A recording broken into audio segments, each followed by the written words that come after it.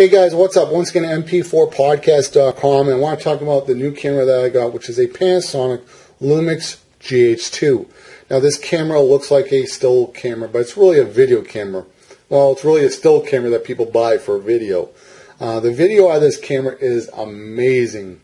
I mean, it's really good, especially when you apply the hack that lets you push the bitrate up to 200 megabits, and it's really amazing. Now, there is a guy who runs a website, I think it's EOS HD, and pretty much a Canon website, but he even admits that he likes the GH2 the most. He made a video that he posted on Vimeo with a bitrate of 42 megabytes, and that was pretty amazing video that he shot. You don't get the macro blocking that you get with some other cameras. It looks like film grain, and that's what's really nice about it. Now, the Panasonic line of lenses that I want to talk about, there's only probably about two lenses that I'm really interested in buying, which is the 14mm and the 20mm. To get the 35mm equivalent, if you're looking at an old 35mm, the millimeters change. So you need to times that by 2, so it's a 50mm, it's a 100mm on this camera. If you're using like a crop sensor on a Canon or a Nikon, I think you times it by 1.6. I'm not quite sure about that, but I think it's 1.6. So I got the kit lens, the 14mm to 42. So it's a 28mm to 84mm zoom. It's not a bad lens, but it's not the best lens in the world. I mean, it'll get you started. But I want to use some other lenses. They're really good for video, and it really makes it easy when you have lenses that have aperture rings on the lenses. So what I'm going to do is I'm going to take that lens, put it on this camera. How am I going to do that? They both have different mounts. So if I just take this lens on, if I try to put it on here, it's not going to work. Well, that's where this little baby comes in. Right? I'm going to do an unboxing, guys. Look how boring this box is. So basically this is all this is. It's an adapter. Now, keep in mind this is going to be a completely manual adapter. There's no electronics in this at all. So what I'm going to do is take this lens off. And this is a quick tip for people who are buying cameras or whatever. Make sure you always keep your lens caps, especially the back ones. Those are the most important ones. So as you can see right here, let me just see, here it is. There is a red dot on the adapter. You want to line the red dot with this red dot right over here, right? So you see that red dot. Take this. Should I get this in here? And as you can see, it just snaps onto place. So now what I'm going to do is take this lens off of this Minolta. Take that off. Now you want to take this red dot and put the red dot right on top. And this, wait until you hear it snap. Now if you don't hear it snap, take the lens, turn it back, and then turn it back again. So you want to make sure you get that nice snap.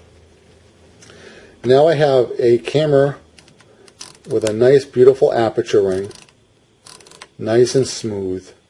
This lens has a very nice bokeh. It's a 1.7. I can do pull focus and stuff like that. So I will say this: I like pull focus. I like shallow depth of field. Make sure you don't overdo it, and you remember it's a tool to use. A lot of people, when they first get these cameras, they're pull focusing like crazy. Use it wisely, and it will look beautiful when you do use it.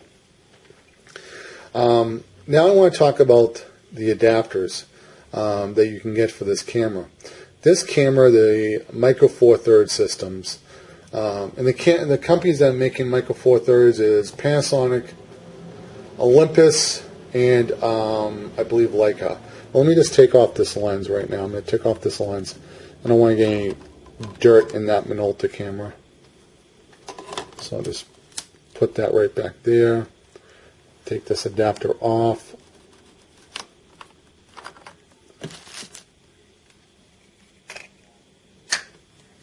And here we go. So anyway, let's talk about these adapters, okay? You can get adapters for the Micro Four Thirds system. You can get any lens you want, okay? Any brand. You can put all the old lenses from Canon, Nikon, Pentax, Olympus, probably other, Yashica, I think there was another company, Yashica, Contax lenses. Contax and Yashica have the same mount. I believe Yashica was a Japanese company, I believe, and Contax was a British camera company, but they use the same mount. So that's kind of a good thing. So if you buy a Contax mount, you can use your Yashica lenses or vice versa. Now, this adapter, I want to say one thing about the Minolta lenses. There's MC and MD, really the same. It's the same mount. It's just some electronics that are in the lens. You put the aperture all the way to the end, and there's a little switch you switch, and then you put the camera over here, like in a P mode, so it sets the aperture and shutter automatically. So you pretty much, all you do is focus and press the button.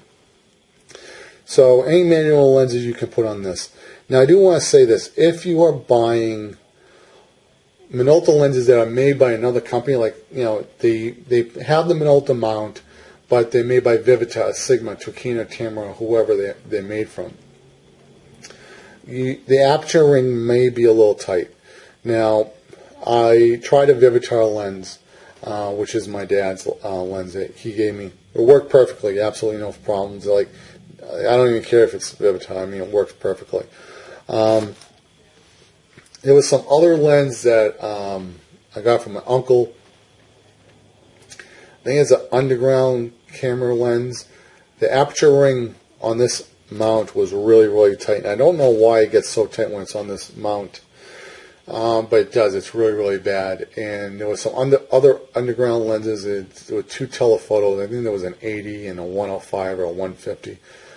One of them, I think the lens is broken, the aperture ring, and the other one worked okay. So if you're buying third-party lenses, you know, buy them from a camera store probably, and so you know, take your mount with you and test the lens.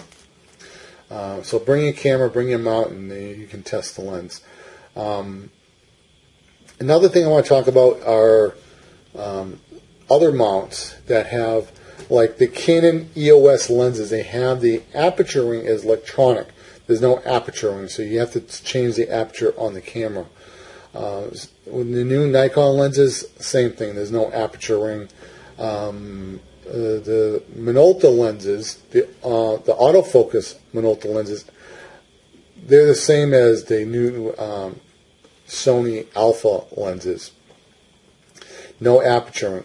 There is a company, I forget the name, Novoflex, I think it's called. What they do is they put the aperture in the mount, so you can change the aperture right here in the mount. So that's pretty good. Mike 24P actually reviewed one. I'm not sure if it's Novoflex or some other one. He bought a B&H photo, and he put a 50mm 1.4 lens, a Canon EOS lens, on his GH2, and it worked beautiful. I mean, he took some photographs, and man, they were really good photographs. So with the Micro Four Thirds system, you can pretty much put any lens you want. Now, if you're into, like I say, if you're into photography and you like fast action stuff, this system right now may not be the system for you. You know, like people that do sports, telephoto lenses, you know, you want fast autofocus, you want fast lenses. Those lenses will probably be coming for the Micro Four Thirds system from the Panasonic line soon. Now, I don't know about this, but the lenses are compatible between Olympus and Panasonic. There are some very fast lenses. You could probably call the camera store and ask them. But, you know, if you wanted to do sports photography with this camera, you probably could do it with Olympus lenses. I don't know if the autofocus would work on the Olympus. Some of the Olympus lenses work and some of them don't. I think Mark from Eyepatch Production or Eyepatch Entertainment, one of his channels, I think he got an Olympus lens and the autofocus didn't work, which is funny because the amounts are same. And there's supposed to be some type of agreement within the Micro Four Thirds community. Everything should be compatible or something like that. But whatever. But Mike 24P reviewed an Olympus lens, and the autofocus worked on the Panasonic.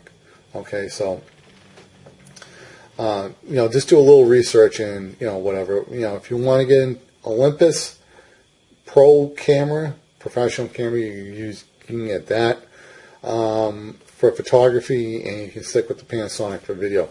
And you're in the same amount. But like I said, you can put any lens you want on the Micro Four Thirds system.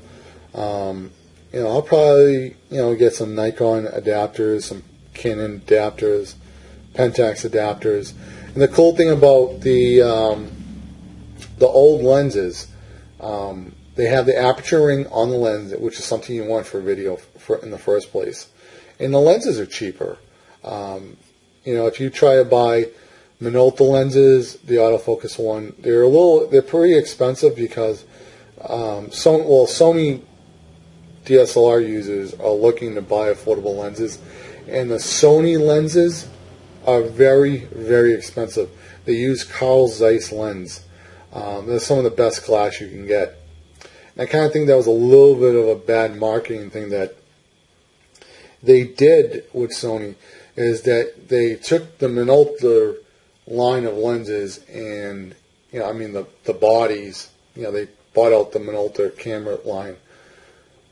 But they didn't give the Minolta users affordable lenses. So, you know, they could probably have a trade-off like that. I mean, maybe go back to making affordable good glass like Minolta did. But then you can have your high-end glass for your high-end professionals and use the Carl Zeiss. So there's a little bit of giveaway for both users. But it's a really good camera system, especially for video. It's not a bad camera for photos, but think of the photos as a secondary thing that you would want this camera for. First video, then photography. You do photography, shoot raw, like I said. And if you need to get a really good camera right now, this is the one I highly suggest you go with. And if you don't want to get stuck with the Micro Four Thirds system, get adapters, go with Nikon lenses or whatever. Then you can take those Nikon lenses. If you want to get a Canon down the road in the spring when the T4i comes out, you buy an adapter for your EOS to Nikon or Minolta. So you can take that lens and put it on your Canon. That way you're not getting tied down to the brand of the bodies that you buy. That's the cool thing about video. I do know that photography is a little different with, you know, autofocus. Some people really want their autofocus. But keep in mind, you know, back before autofocus, people, you know, learned other tricks to get things in focus. For instance, when I used to do wedding photography, I used to shoot medium format. I had a Bronica camera. Some people shoot Hasselblad. I shot the 2 1/4, whatever the square format. Shoot ISO 400. Okay, bring the aperture down to f8. It's a little hard to focus sometimes in the dark, but as long as you got right around the ballpark, the flash would go off, boom, everything's in focus, okay? Sports photographers, they kind of had an idea where the action was going to happen, and, you know, they kind of had points where, you know, they would, if they had to switch the lens really quickly or had the aperture down, so they use other techniques. But there was probably a little give, you know, they didn't have shallow depth of field, but they did work around their problems. But I really do recommend the Panasonic GH2, and it's a great system to get involved in for video. So once again, guys, this is mp4podcast.com signing out. And if you enjoyed this video, please subscribe to the channel. All the other links to all the other YouTubers, all the other websites will be in the description box. Highly check these other guys out. They're really great YouTubers.